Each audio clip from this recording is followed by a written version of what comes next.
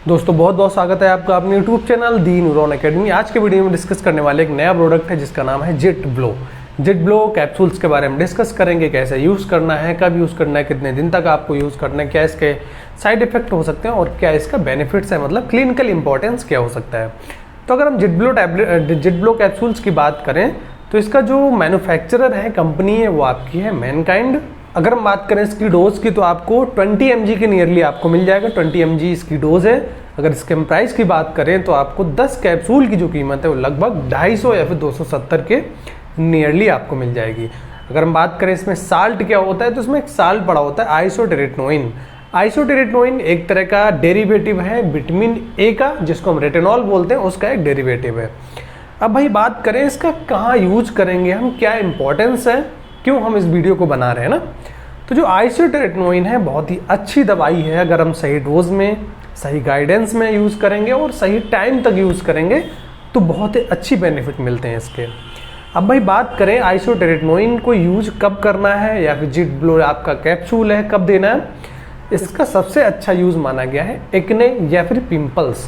ठीक है, acne pimples के बहुत सारे कारण हो सकते हैं, स्पेशली जो लोग प्यूबर्टी फेज में होते हैं, एडल्ट फेज में होते हैं। तो due to hormonal imbalance, changement of hormones, तो उसकी वजह से क्या होते हैं, हमारे स्किन पे बहुत सारे पिंपल्स आ जाते हैं, एक्ने आ जाते हैं, डार्क स्पॉट पड़ने लगते हैं, मतलब एक स्पॉट बनने लगते हैं। जैसे आपको किसी प्लेस पे एक्ने हुआ और एक्ने खत्म हो गया तो वहाँ पे क्या होगा, एक मार्क, एक स्पॉट छूट जाता है ना।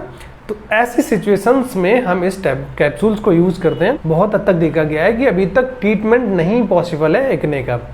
केवल हम सिम्प्टोमेटिक रिलीफ के लिए कुछ एंटीबायोटिक लाइक आपका डॉक्सीसाइक्लिन कैप्सूल वगैरह देते हैं, या फिर हम बात करें कुछ टॉपिकल एंटीबायोटिक्स यूज़ करते हैं। एक्ने स्टार के नाम से आता है ना, बहुत सारे ऐसे प्रोडक्ट हैं जो हम टॉपिकल यूज़ करते हैं, लेकिन बहुत हद तक देखा गया है कि वो क्योर नहीं हो पाते हैं ना कुछ टाइम के बाद। क्योंकि उनका रीज़न क्या है, रीज़न ये है क्योंकि उनके बॉडी में हार्मोनल इम्बैलेंस की वजह से हो रहा है, कोई एक्सटर्नल फैक्टर नहीं है। अगर वो एक्सटर्नल फैक्टर होता तो उसको हम बहुत जल्दी कंट्रोल कर पाते हैं। इसीलिए थोड़ी सी जब एक्ने किसी को होता है, और साइकोलॉजिकल बहुत बड़ा फैक्टर होता है, जो यूथ है जिसको एक्ने हुआ है, चाहे वो मेल हो चाहे फीमेल हो, बहुत ज़्यादा अपने आप में गिल्ट फील करने लगता है सोसाइटी के सामने जाने में।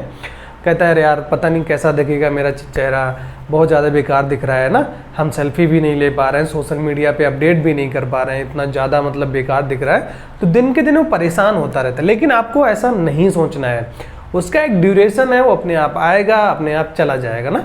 तो बहुत ज़्यादा आप उसके पीछे मत पड़िए। जितना ज़्यादा पीछे पड़ोगे उतना ज़्यादा आपका वेस्टेज ऑफ मनी होगा।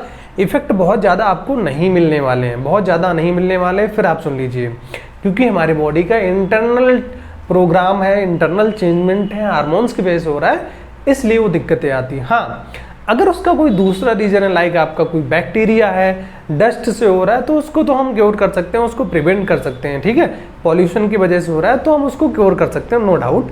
लेकिन अगर वो इंटरनल है तो थोड़ा सा दिक्कतें आती हैं। हम सिम्प्टोमेटिक प्रयास करते हैं उसको रिलीव करने का।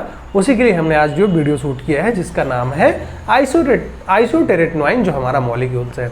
ठीक है, एक्ने के कंडीशन में हम यूज कर सकते हैं नोडुलर एक्ने, जिन लोगों को बहुत ज़्यादा बड़े बड़े एक्ने हैं उसमें भी हम यूज कर सकते हैं इस कैप्सूल्स को।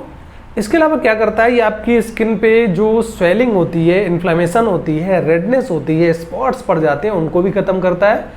अब भाई बात करें इस कैप्सूल के लेने से आपको दुष्प्रभाव क्या हो सकते हैं, साइड इफेक्ट क्या हो सकते हैं। तो देखो, हर मेडिसिन, हर मॉलिक्यूल्स के पीछे कुछ ना कुछ साइड इफेक्ट आते हैं, दिक्कतें होती हैं।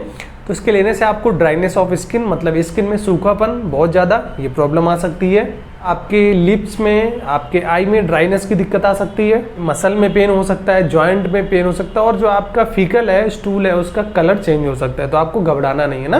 तो ये कुछ साइड इफेक्ट हैं जो इस केस में देखे गए हैं।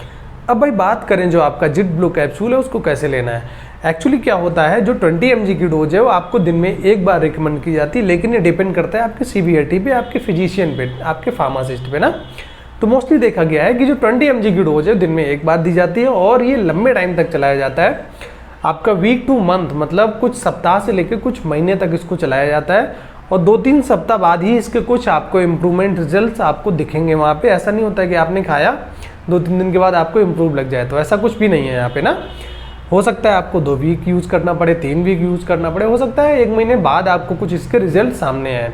बहुत ज़्यादा उस केस में आपको अगर साइड इफेक्ट आ रहे हैं, कोई टॉक्सिसिटी आ रही है, तो उस केस में तुरंत आप सजेशन लें, तुरंत उससे कंसल्ट करें अपने फार्मासिस्ट डॉक्टर से, जिससे वो उस परेशानी को, साइड इफेक्ट को रिजॉल्व कर पाए।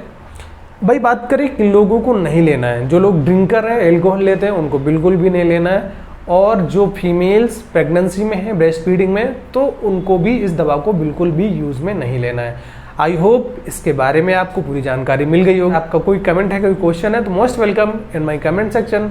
Thank you for watching.